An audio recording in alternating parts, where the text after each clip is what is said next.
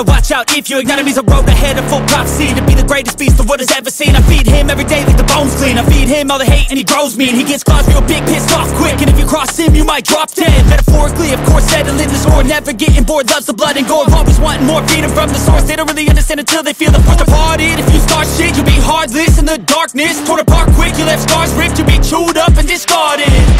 And this world ain't right, won't accept it. నా bike కొని almost ఒక 1 year అవుతుంది.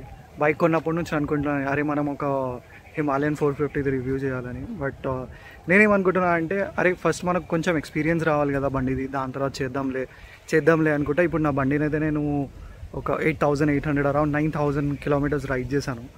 And I think it is a perfect time that I should make a review video and tell you about అసలు ఒక Himalayan 450తో జీవించడం ఎలా, is it easy, అసలు ఎన్ని ఖర్చులు వస్తాయి, ఏమేమి జాగ్రత్తలు తీసుకోవాల్సి వస్తుంది, అండ్ పాజిటివ్స్ ఏంది, నెగిటివ్స్ ఏంది, అసలు బండి ఎలా ఉంది ఓవరాల్ అనేది డిస్కస్ చేద్దామని ఇవాళ ఈ వీడియో చేస్తున్నాను. So let's get started. ఈ బైక్ కొనే ముందు నాకు చాలా డ్రీమ్స్ ఉన్నాయి అనమాట. సో ఆ డ్రీమ్స్ని ఫుల్ఫిల్ చేయడానికి ఏ బైక్ పర్ఫెక్ట్ ఉంటుందా అని ఆలోచిస్తున్నప్పుడు నేను అన్నిటికంటే ముందు ట్రైమ్ 400కి వెళ్ళాను అనమాట. ట్రైమ్ 400 షోరూమ్కి వెళ్ళి నేను ప్రాపర్గా దాన్ని రైడ్ చేసా, రివ్యూ చేసా. And at the end of the day నాకు దాన్ని ఎగ్జాస్ట్ అంతలా ఇంప్రెస్ చేయలేదన్నమాట. ఆ పాయింట్లో అది అలా అనిపించింది. But as of today I feel like Triumph 400 is a good bike. And I mean every bike is a good bike, but it's all about whether you want to live with it or not. So Triumph 400 కాకుండా నేను ఇంకోటి Bajaj Dominar చూసాను అనమాట. Bajaj Dominar కూడా నాకు ఆ టైంలో correct అనిపించలేదు. అది కాకుండా నేను హంటర్ చూసాను, రాయల్ ఎన్ఫీల్డ్ హంటర్ 350. అది కాకుండా క్లాసిక్ 350 చూసాను, మళ్ళీ స్టాండర్డ్ 350 చూసాను. అండ్ లైక్ కొంచెం హైయర్ ఎండ్ బైక్స్ కూడా చూసాను అనమాట, లైక్ సూపర్ మిటియోర్ 650. అంటే టెస్ట్ రైడ్ అయితే తీసుకున్నాను, నాకు చాలా నచ్చింది అనమాట. కాకపోతే అది బడ్జెట్ నుంచి కొంచెం ఓవర్ అయిపోయింది. అది కాకుండా నేను కాంటినెంటల్ జీటీ అండ్ ఇంటర్సెప్టర్ ఆ 2 బైక్స్ని కన్సిడర్ చేద్దాం అనుకున్నా. బట్ ఎందుకో లైక్ అది నా రైడింగ్ స్టైల్కి మ్యాచ్ అవ్వదు అండ్ నా పర్పస్ని ఫుల్ఫిల్ చేయొద్దు అనుకున్నాను. And at the end of the day మనం బైక్స్ కొనేటప్పుడు ఇది కూడా గుర్తుపెట్టుకోవాలన్నమాట, అసలు మనం బండి ఎందుకు కొంటున్నాం అనేది చాలా ఇంపార్టెంట్ అనమాట.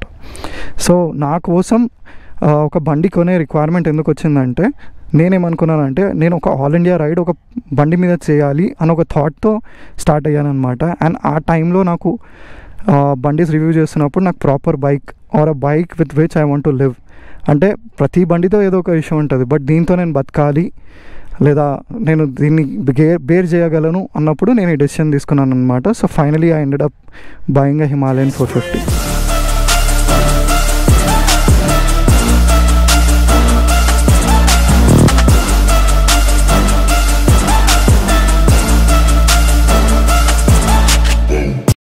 సో ఫైనలీ ఇవన్నీ మాట్లాడిన తర్వాత ఇప్పుడు బండి దగ్గరకు వద్దాము. మనం దీని టైర్స్తో ఫస్ట్ స్టార్ట్ చేద్దాము. దీని ఫ్రంట్ టైర్ 90/90 ఒక 21 inch టైర్ అనమాట. కొంచెం సన్నగా ఉంటుంది, బట్ బ్యాక్ సైడ్ టైర్ ఏమో చాలా లావుగా ఉంటుంది. It is 140/80 and 17 inches tyre. ఇది చాలా చాలా మంచి గ్రిప్ ఇస్తుంది అనమాట మీకు రోడ్ మీద లేదా ఆఫ్ రోడింగ్ చేస్తున్నా కూడా చాలా చాలా హెల్ప్ఫుల్ ఉంటుంది. ఇది ఒక 452cc బైక్ అనమాట. నెక్స్ట్ దీని బీక్ దగ్గరకు వద్దాము. ఈ ప్లాస్టిక్ బీక్ అనమాట. ఇది హెల్ప్ చేయడం కంటే ప్రాబ్లమ్సే క్రియేట్ చేస్తుంది. దాని తర్వాత మనం డిసడ్వాంటేజెస్ లేదా నెగిటివ్స్లో మాట్లాడుకుందాము. ఇది దీని స్టాక్ ల్యాంప్. ఇది మన విండ్ ప్రొటెక్ట్ చేయడానికి మనకు ఒక గ్లాస్ ఇచ్చారు. అదర్ దెన్ దాట్ లైక్ దీని సీట్స్ అనమాట. ఇది రైడర్ కోసం at the same time like pillion కోసం 2 చాలా కంఫర్టబుల్గా ఉంటాయి అనమాట. నేను చాలా లాంగ్ రైడ్స్ కొట్టాను, దాంట్లో అయితే నాకు ఏ నెగిటివ్ ఫీడ్బ్యాక్ రాలేదు. Other than that like it has a very nice digital instrument cluster. దాంతో డిసడ్వాంటేజెస్ 2 ఉన్నాయి. సో దాని గురించి మనం 2 మాట్లాడదాం, బట్ చూడడానికి అయితే బ్యూటిఫుల్ అనిపిస్తుంది. Other than that we have got these switches for onning off or like indication and all that. Indicator కోసం అయితే నార్మల్ ఏ బైక్ ఇచ్చినట్టు ఇచ్చారు, బట్ పాస్ చేయడానికి లేదా మనం హై బీమ్ లో బీమ్ చూసుకోవడానికి మనకి స్విచ్ టైప్ ఇచ్చారనమాట. ఇది నాకు అస్సలు నచ్చదు, బట్ స్టిల్ చెప్తాను దీని గురించి. ఇంకా అది లేకుండా మనకి ఒక జాయ్స్టిక్ లాంటి స్విచ్ ఇస్తారనమాట. This is for navigating between the screens and all that. And ఇక్కడ ఒక బ్యాక్ స్విచ్ ఉంటుంది. మనం ఎప్పుడైనా హోమ్కి వెళ్ళాలంటే ఈ స్విచ్ ప్రెస్ చేస్తామన్నమాట. సో ఆ నావిగేషన్ కూడా చెప్తాను దాని ఎక్స్పీరియన్స్ ఎలా ఉందో. అదర్ దెన్ దాట్ దీని ట్యాంక్ కెపాసిటీ ఒక 17 liters. చాలా పెట్రోల్ వస్తుంది. ఒక ట్యాంక్లో మనం డీసెంట్ కిలోమీటర్స్ కొట్టచ్చు అనమాట. మనం దీని ఇండికేటర్స్ కూడా చూడాలి. దీని ఇండికేటర్స్ కొంచెం యూనిక్ అనిపిస్తుంది. లైక్ మనకు మధ్యలో ఏ లైట్ లేదు. మనం నార్మల్గా ఏదైనా బైక్ని అబ్జర్వ్ చేస్తే కానీ మనకు మధ్యలో కూడా లైట్ అనిపిస్తుంది. But I think these does their work which is బాగానే ఉంటాయి. Other than that this is 194 or 196 kgs bike, feels quite heavy. Other than that, like we have got the air radiator there, the air emit chestadi, and other than that we have got the gears quick shifters in this bike, which is like quite helpful. And yeah, no tire hugger, nothing. So yeah, this is overall how the bike looks like. And next మనం దీని advantages disadvantages గురించి మాట్లాడుకుందాము. బండిని చూసేసాము. First of all దీని positives గురించి మాట్లాడుకుందాము. Positives గురించి మాట్లాడంగానే first నాకు దీని రోడ్ ప్రెజెన్స్ చాలా ఇష్టం అనమాట. పక్క నుంచి చూస్తుంటే మాత్రం ఒక బీచ్లా అనిపిస్తుంది. ఫ్రంట్ది అయితే ఒక డిఫరెంట్ కేసే, బట్ ఈ సైడ్ నుంచి చూస్తే కానీ, ఫ్రంట్ నుంచి చూస్తే అంత అట్రాక్టివ్ అనిపించదు నాకు, బట్ సైడ్స్ నుంచి చూస్తే మాత్రం ప్రాపర్ బీస్ట్ అనిపిస్తుంది. అండ్ లెట్సే నాకు దీని బ్యాక్ సైడ్ లుక్ కూడా చాలా ఇష్టం. చాలా లాంగ్గా టైర్స్ కూడా చాలా విడుతున్నవి కనిపిస్తూ ఉంటుంది. Other than that we have got the Showa shock absorbers. ఇది ఇన్వర్టెడ్ అనమాట. మార్కెట్లో ఉన్న షాక్ అబ్జర్వర్స్లో I think this is the best brand, and I think they have done a good job there. Other than that digital instrument cluster అనమాట. చూడ్డానికి బాగుంటుంది. దాని issues ఏముంటాయో నేను నెగిటివ్స్లో చెప్తాను.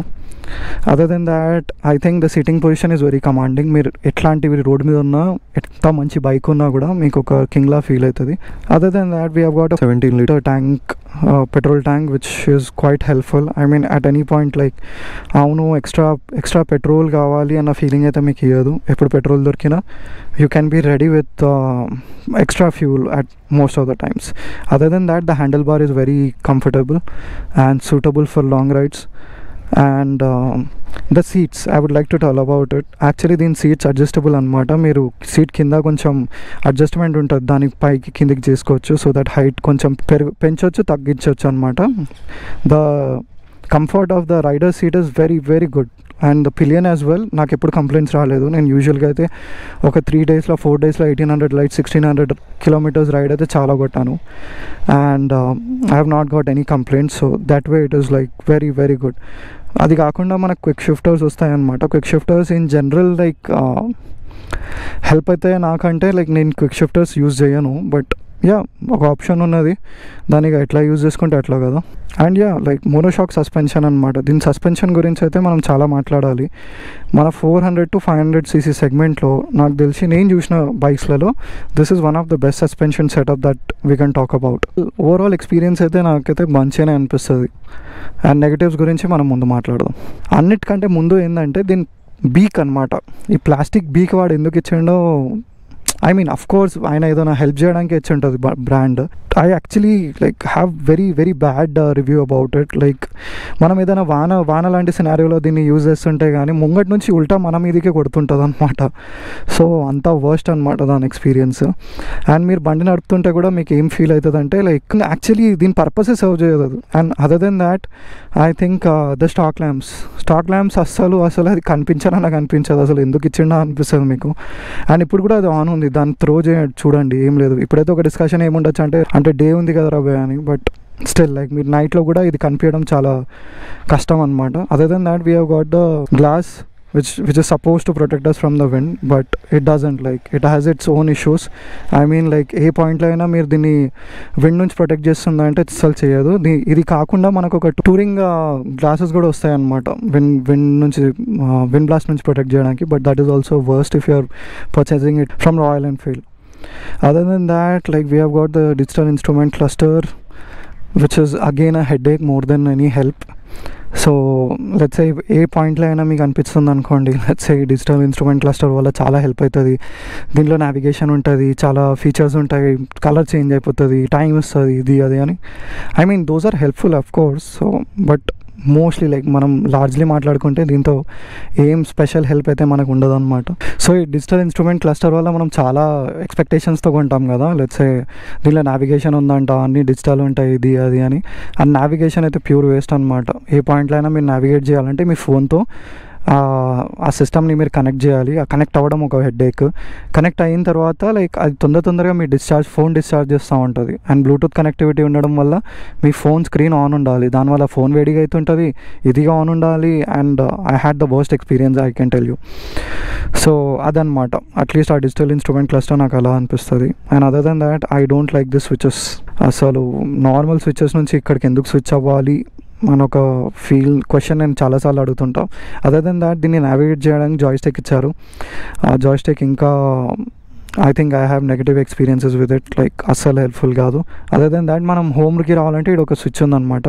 అసలు స్విచ్ ఆడికెందుకు ఇవ్వాలో నో ఐడియా.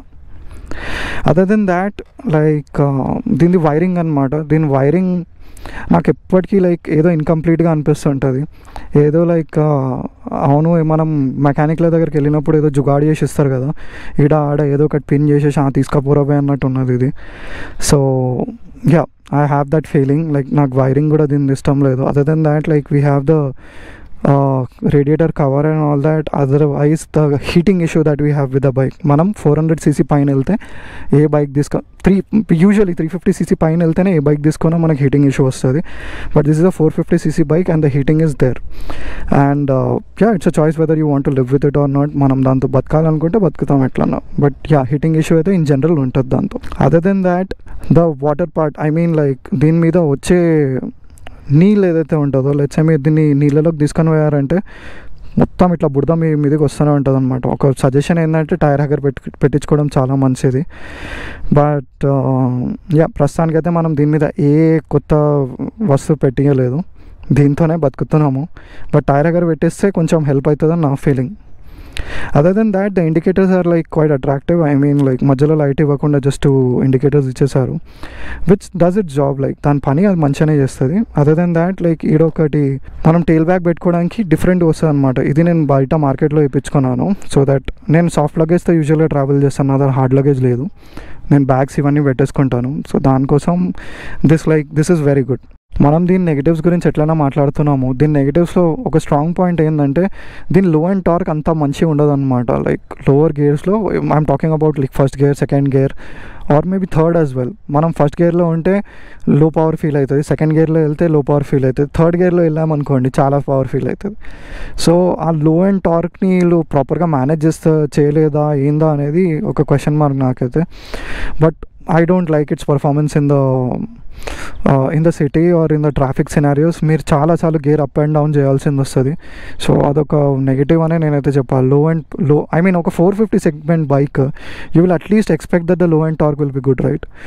సో యా, అక్కడైతే ఇది డిసర్టన్ చేస్తుంది మిమ్మల్ని and not a good experience there. దీని కాస్ట్ నాకు అప్పట్లో అంటే లాస్ట్ ఇయర్ అనమాట 375 పడ్డది అనమాట. అది నా రివ్యూ వీడియో అనమాట.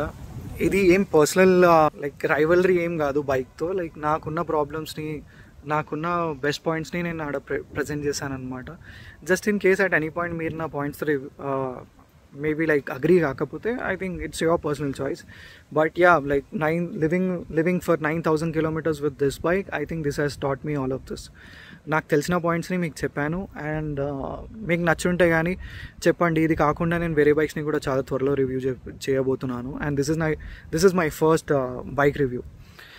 సో యా, నా బైక్తోనే ఫస్ట్ స్టార్ట్ చేశాను అనమాట. ఇది కాకుండా నేను చాలా త్వరలో లైక్ మా అన్న కారు ఉంది కదా టాటా పంచ్, దాన్ని కూడా త్వరలో రివ్యూ చేయబోతున్నాను.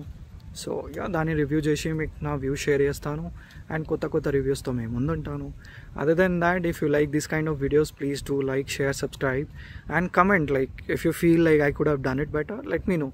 Maybe like I'll use those points and make my videos better. So thank you so much for watching. Take care. Bye-bye. Got a monster inside of me, you better watch out. If you ignite me, a road ahead of full prophecy to be the greatest beast the world has ever seen. I feed him every